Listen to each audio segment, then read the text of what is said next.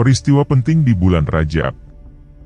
Di bulan Rajab ada beberapa peristiwa bersejarah yang diingat oleh umat Islam dan Nahdiyin, yaitu Sayyidah Siti Aminah mengandung Nabi Muhammad SAW, Perang Tabuk, ditaklukkannya Baitul Maqdis Palestina oleh Salahuddin Al-Ayyubi, wafatnya Imam Syafi'i, lahirnya Jamiah Nahdlatul Ulama, NU.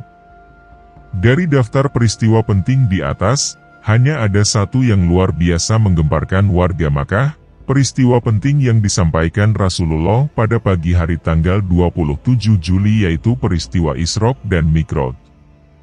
Ayat tersebut menyatakan bahwa orang yang tidak taat kepada Allah, tidak percaya peristiwa hebat tersebut, yang lantarannya di luar nalar manusia. Isra adalah perjalanan yang dilakukan oleh Nabi Shallallahu Alaihi Wasallam pada malam hari dari Masjidil Haram ke Masjidil Aqsa. Sedangkan Mi'raj berarti dinaikannya Nabi Shallallahu Alaihi Wasallam ke langit untuk menerima perintah sholat 5 waktu. Kisah Isra Mi'raj diriwayatkan dalam berbagai kitab-kitab hadis. Di antaranya adalah diriwayatkan oleh Imam Al-Bukhari dalam kitab Syahihnya pada bab Al-Mi'raj sebagaimana berikut. Hammam bin Yahya telah menceritakan kepada kami, ia berkata, Qatadah telah menceritakan kepada kami, dari Anas bin Malik dari Malik bin Sasa'era, bahwa Nabi Shallallahu Alaihi Wasallam bercerita kepada mereka tentang malam perjalanan Isra, ketika aku berada di Al-Hatim, atau beliau menyebutkan di Al-Hijr dalam keadaan berbaring. Tiba-tiba seseorang datang kepadaku lalu membelah. Qatadah berkata, dan aku juga mendengar dia berkata, lalu dia membelah apa yang di antara ini dan ini. Aku bertanya kepada Al-Jarud yang saat itu ada di sampingku, apa maksudnya? Dia berkata, dari lubang leher dada hingga bawah perut, dan aku mendengar dia berkata, dari atas dadanya sampai tempat tumbuhnya rambut kemaluan. Lalu, laki-laki itu mengeluarkan hatiku, kemudian dibawakan kepadaku sebuah baskom terbuat dari emas yang dipenuhi dengan iman, lalu ia mencuci hatiku kemudian diisinya dengan iman dan diulanginya. Kemudian aku didatangkan seekor hewan tunggangan berwarna putih yang lebih kecil daripada bigal, namun lebih besar daripada keledai. Al-Jarud berkata kepadanya, apakah itu yang dinamakan Al-Buraq, wahai Abu Hamzah? Anas menjawab, ya, Al-Buraq itu meletakkan langkah kakinya pada pandangan mata yang terjauh. Lalu, aku menungganginya kemudian aku berangkat bersama Jibril, alaihi salam hingga sampai di langit dunia. Lalu, Jibril meminta dibukakan pintu langit kemudian ditanya, siapakah ini? Jibril menjawab, Jibril. Ditanyakan lagi, siapa orang yang bersamamu? Jibril menjawab, Muhammad. Ditanyakan lagi, apakah dia telah diutus?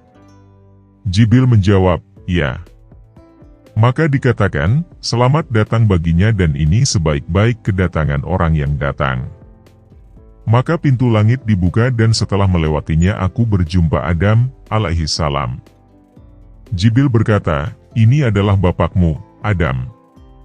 Berilah salam kepadanya. Maka aku memberi salam kepadanya dan Adam alaihi salam membalas salamku. Lalu, ia berkata, selamat datang anak yang syalih dan nabi yang syalih. Kemudian aku dibawa naik ke langit kedua. Lalu, Jibril meminta dibukakan pintu langit. Ia pun ditanya, siapakah ini? Jibril menjawab, Jibril. Ditanyakan lagi, siapa orang yang bersamamu? Jibril menjawab, Muhammad. Ditanyakan lagi, apakah ia telah diutus? Jibril menjawab, ya. Maka dikatakan, selamat datang baginya dan ini sebaik-baik kedatangan orang yang datang. Maka pintu dibuka dan setelah aku melewatinya, aku berjumpa dengan Yahya dan Isa, alaihi salam. Keduanya adalah anak dari satu bibi. Jibril berkata, ini adalah Yahya dan Isa, berilah salam kepada keduanya. Dan keduanya membalas salamku, lalu keduanya berkata, selamat datang saudara yang syalih dan nabi yang syalih. Kemudian aku dibawa naik ke langit ketiga, maka pintu dibuka dan setelah aku melewatinya, aku berjumpa dengan Yusuf, alaihi salam. Jibril berkata, "Ini adalah Yusuf. Berilah salam kepadanya." Maka, aku memberi salam kepadanya dan Yusuf membalas salamku lalu berkata, "Selamat datang saudara yang syalih dan nabi yang syalih." Kemudian aku dibawa naik ke langit keempat, maka pintu dibuka dan setelah aku melewatinya, aku berjumpa dengan Idris, alaihi salam. Jibril berkata, "Ini adalah Idris, berilah salam kepadanya." Maka, aku memberi salam kepadanya dan Idris membalas salamku lalu berkata, "Selamat datang saudara yang syalih dan nabi yang syalih." Kemudian aku dibawa naik ke langit kelima, maka pintu dibuka dan setelah aku melewatinya, aku berjumpa dengan Harun, alaihi salam. Jibril berkata, "Ini adalah Harun, berilah salam kepadanya." Maka, aku memberi salam kepadanya dan Harun membalas salamku lalu berkata, "Selamat datang saudara yang syalih dan nabi yang syalih." Kemudian aku dibawa naik ke langit keenam, maka pintu dibuka dan setelah aku melewatinya, aku berjumpa dengan Musa, alaihi salam. Jibril berkata, "Ini adalah Musa, berilah salam kepadanya." Maka, aku memberi salam kepadanya dan Musa membalas salamku lalu berkata, "Selamat datang saudara yang syalih dan nabi yang syalih." Ketika aku sudah selesai, tiba-tiba ia menangis. Lalu ditanyakan, "Mengapa engkau menangis?" Musa menjawab, "Aku menangis karena anak ini diutus setelah aku, namun orang yang masuk surga dari umatnya lebih banyak dari orang yang masuk surga dari umatku." Kemudian aku dibawa naik ke langit ketujuh, maka pintu dibuka dan setelah aku melewatinya, aku mendapati Ibrahim, alaihi salam. Jibril berkata, "Ini adalah bapakmu, berilah salam kepadanya." Maka, aku memberi salam kepadanya dan Ibrahim membalas salamku lalu berkata, "Selamat datang anak yang syalih dan nabi yang syalih." Kemudian Sidratul Muntaha dinampakkan kepadaku yang ternyata buahnya seperti tempayan daerah hajar dengan daunnya seperti telinga-telinga gajah. Jibril, alaihi salam berkata, "Ini adalah Sidratul Muntaha." Ternyata di dasarnya ada 4 sungai, 2 sungai batin dan 2 sungai zahir. Aku bertanya, "Apakah ini wahai Jibril?" Jibril menjawab, 2 sungai batin adalah 2 sungai yang berada di surga, sedangkan 2 sungai zahir adalah Nil dan Eufrat. Kemudian aku diangkat ke Baitul Mamur, lalu aku diberi 1 gelas berisi hamr, minuman keras, 1 gelas berisi susu, dan 1 gelas berisi madu. Aku mengambil gelas yang berisi susu. Jibril berkata, "Ini merupakan fitrah yang kamu dan umatmu berada di atasnya." Kemudian diwajibkan bagiku sholat 50 kali dalam setiap hari. Aku pun kembali dan lewat di hadapan Musa, alaihi salam. Musa bertanya, "Apa yang telah diperintahkan kepadamu?" Aku menjawab, "Aku diperintahkan sholat 50 kali setiap hari." Musa berkata, "Sesungguhnya umatmu tidak akan sanggup melaksanakan 50 kali sholat dalam sehari. Dan aku, demi Allah, telah mencoba menerapkannya kepada manusia sebelum kamu, dan aku juga telah berusaha keras membenahi Bani Israel dengan sungguh-sungguh. Maka kembalilah kepada Rabbmu dan mintalah keringanan untuk umatmu."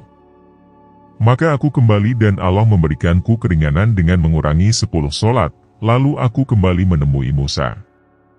Maka Musa berkata sebagaimana yang dikatakan sebelumnya, lalu aku kembali dan Allah memberiku keringanan dengan mengurangi 10 sholat, lalu aku kembali menemui Musa.